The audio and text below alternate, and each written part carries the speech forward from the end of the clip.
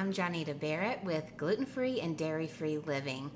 And today I'm going to cook a recipe that we learned when we were in Italy on my daughter's senior trip. And it was from the lady that was hosting the house that we were staying in, or the apartment we were staying in. And it was wonderful to have authentic Italian cooking and learned a lot of stuff. Now, when we got home, we made it that way for the whole family. Everybody got to try it. But then we kind of doctored it a little bit to more our taste and the way we like things, kind of Louisiana, Mississippi'd it up, so to speak. So I'm going to tell you what we changed, and so that you can make it the way you want to make it. You can make it the way Italians make it, which is really delicious, or you can add a little bit of Louisiana, Mississippi in there and give it a little bit of different flavor. So what we start with is a carrot, celery, and a red onion. That is all that was in the original recipe. 1 carrot, 1 celery, and a red onion, but it was kind of a small red onion, so you have to kind of judge. You want about the same amount of stuff of each one. Now, I have a little bit more carrot, I have a little less celery just because that's what I had in the refrigerator, and I have a little bit more of the red onion. So I'm going to put this in the food processor. Now the way I added a little Louisiana to it is I'm adding a bell pepper, because we like bell pepper in our spaghetti sauce. This is a Bolognese. Not sure exactly how it's pronounced the correct way, but it's a Ragu. That's what she called it a lot. So I'm going to add all this to the food processor and chop it up very, very small. Mince it even.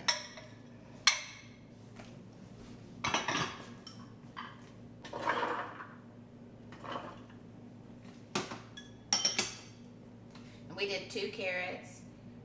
We did 2 stalks, but they were small. 1 bell pepper. And this is 3/4 of an onion, but it was a large onion, so.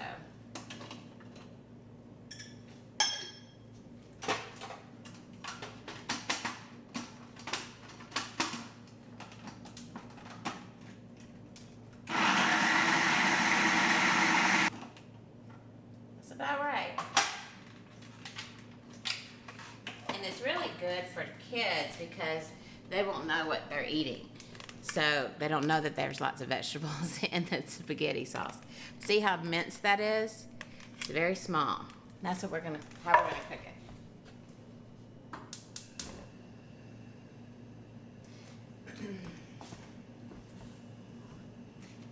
I'm gonna use medium heat and some olive oil to start this. Normally, this would be in a deep dish pot, but for you to be able to see better, I'll put it in more of a flat pot. It'll still hold the amount. But you normally want it in a, I usually cook it in a pot, this deep and not this skillet. I want to get the oil heated up before I add the vegetables. Not to where it's like burning up hot and smoking, ready to fry something, but enough to where it'll sizzle when I put the ingredients in.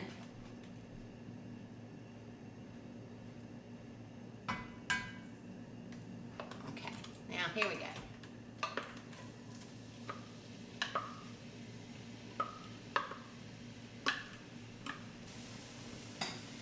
Okay, we're just gonna let that cook for a little while until the vegetables start to get soft.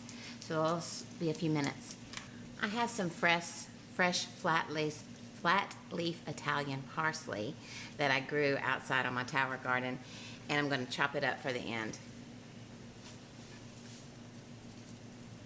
Now our host told us you can always add a little more olive oil because you don't want it, to stick to the pan. And of course, her olive oil was grown by her family. So, very, very rich in flavor. But she would go back and add a little olive oil every so often.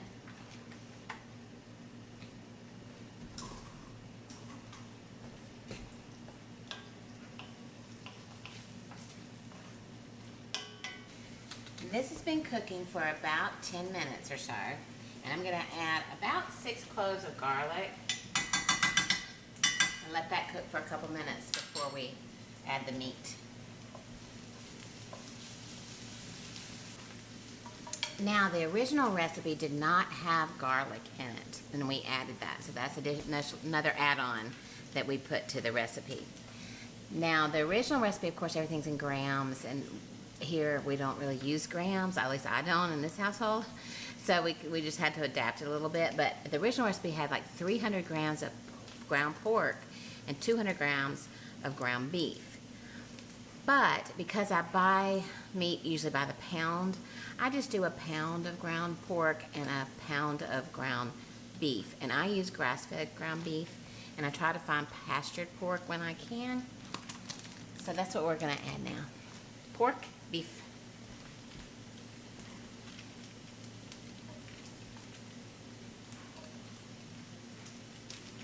If you can't find ground pork, I've had trouble finding it before. So if you can't find ground pork, get the Italian sausage links in the meat department and just take off the casing. Get a pound worth and take off the casing, and you can use that instead. We're just gonna break this up to a crumble and let it cook all the way through. Now at this point, I'm gonna add some sea salt and some cracked black pepper. It's really a matter of taste, of how much you would like. I like a lot of cracked black pepper. And I believe she said half a teaspoon of salt. I usually add a little bit more than that because I add a little more ingredients. So let's just add some salt. You can always add more salt, you can't take it away, so.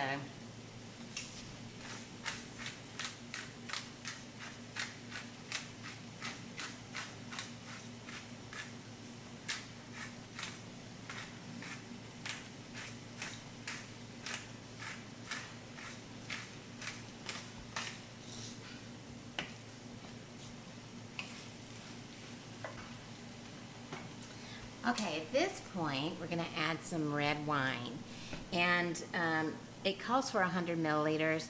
And luckily, on the measuring cup I have, it has milliliters. So use 100 milliliters. And this is Pinot, I believe, is what I'm using today.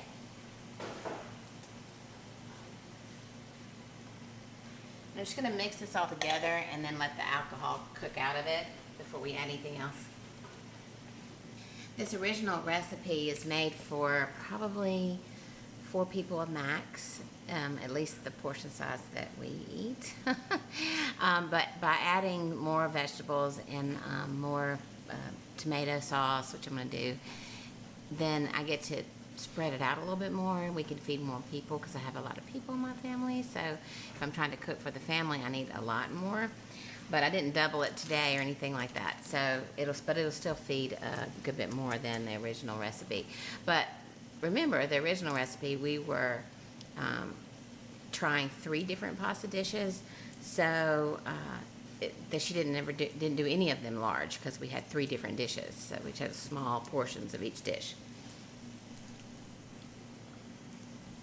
Now, the tomatoes I like to use are from Italy. I find that the tomatoes from Italy have a little different flavor, but this is what I use. And it's not in a can, so it doesn't ever have the canned taste that canned tomatoes sometimes can have. And it's made in Italy, and it's strained tomatoes. That's what I use. Now, it calls for like about 16, 17 ounces. Of course, it's in grams, 500 grams. So I use more than that. I use more than that because we like really tomatoey spaghetti sauce. So, and I know it changes it a bit, but that's just the way we like it. Okay, I'm just going to add tomato sauce until I feel like it's enough. I may add the whole thing, and this is a lot more than it calls for, but we like it tomatoey.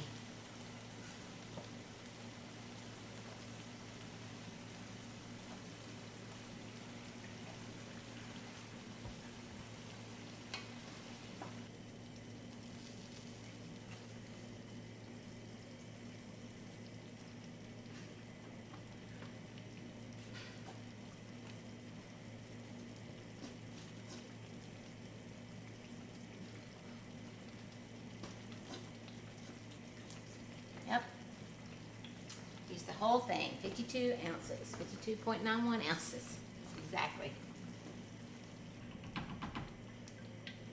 All right.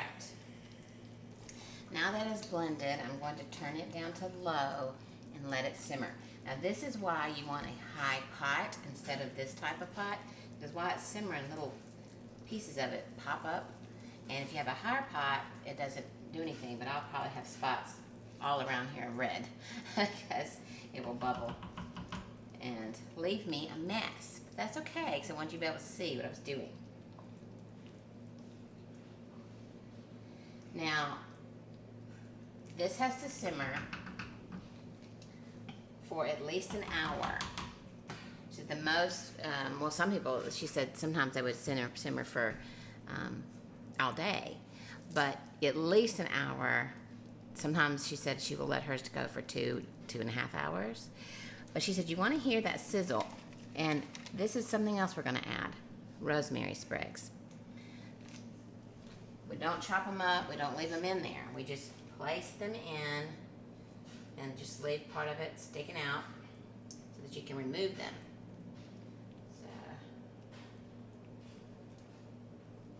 whoops, dropping some in there. It's okay. Now this will take on this flavor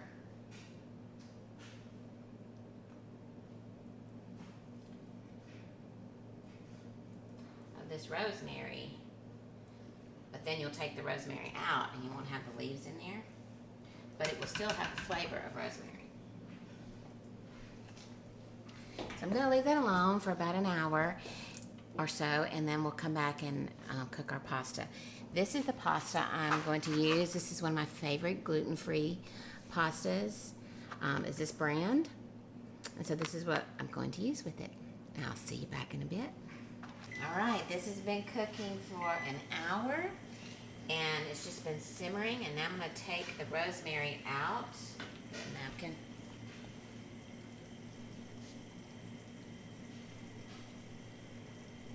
And then we'll taste it and see if it needs salt or pepper or anything like that. If some leaves come off, it's okay, you know, but I try to get them out if I can, because they're not chopped small or anything.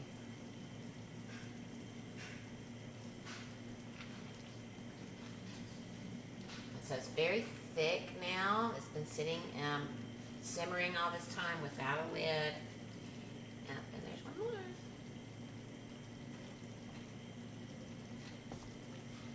Yeah, if you can tell, it's much thicker than it was an hour ago.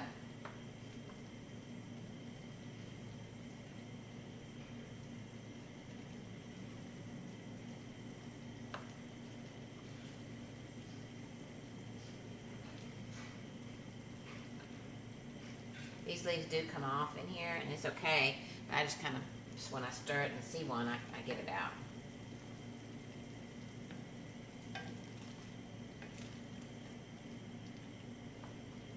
So this is ready to go. Now, one thing that she did is she didn't do all of the pasta into this sauce because it's a lot of sauce. She would get out another skillet and put the cooked pasta in there and then finish it with some sauce, and so we'll probably do that. Now at this point, I do not want any more liquid cooking out of this pasta, of this sauce. So I will cover it with the lid to keep all the rest of the sauce in there. And I'm even going to turn it off because this is a cast iron pot, so it will hold the heat for a long time. All right, now I have some water boiling. Well, it's not quite boiling, but it's getting there. I'm going to add some salt, a good bit of salt. You want your water to actually have a flavor, and not quite as bad as salty as seawater, but salty, like a broth. The little stir, all that salt has dissolved. Get a spoon.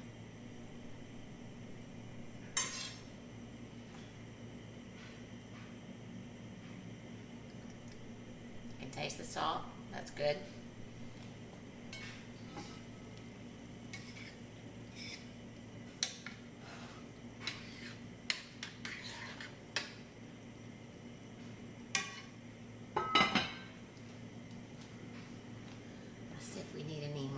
salt or pepper.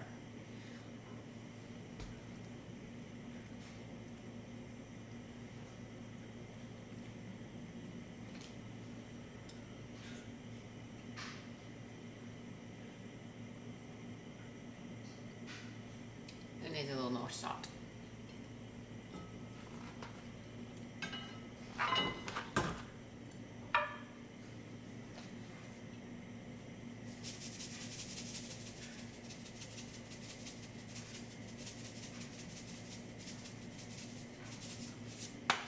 And I'm going to add some pepper because I like pepper.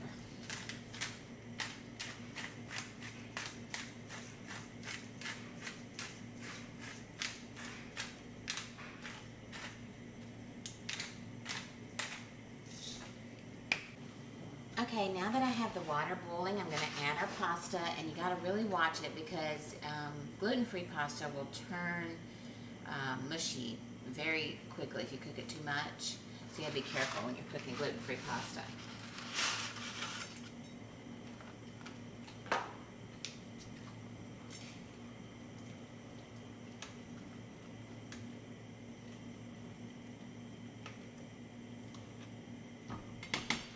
I'm going to set it for about 9 minutes because the last minute we're going to put it in the sauce and cook.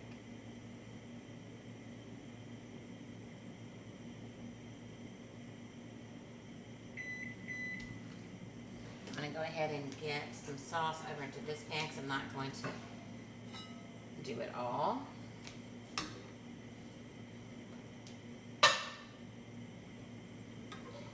Now if I was going to do it all, just regular weeknight, I would just put it all in here, drained pasta, but I'm saving this, leaving this for the kids to do, so I'm just going to do some of it for now.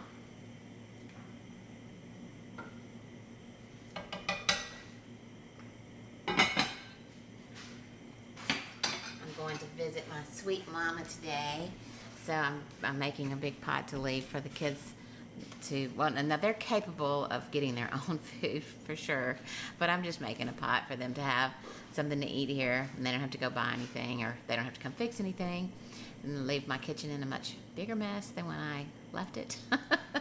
So I'm just leaving this pot for them, so I'm not going to use all of it. And finish cooking it in this skillet here.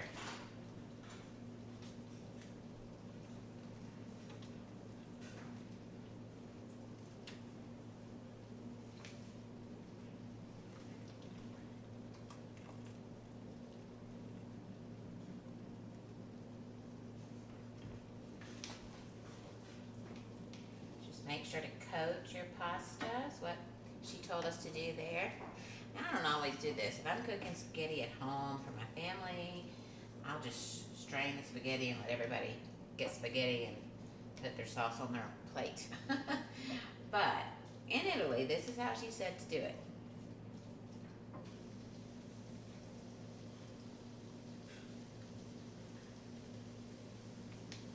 It needs a little bit more time.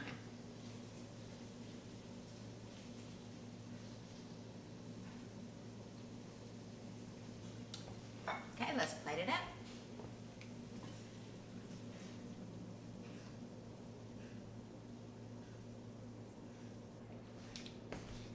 Let's add a little fresh Italian parsley.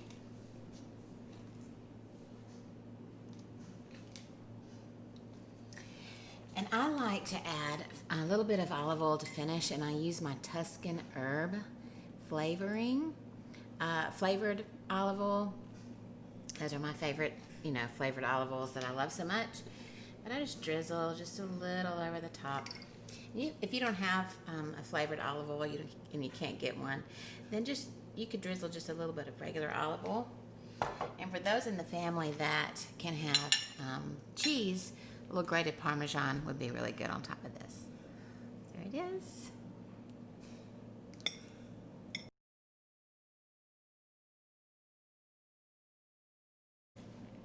This is good, home-cooked comfort food. Something you would love to just curl up around the table, or for us, a lot of times are on the couch as we watch some movie or something like that. It's just good comfort food, and I love it. If you like my channel, please subscribe below. That'll help me out a lot. If you hit the bell, you'll get all my new recipes as they come out.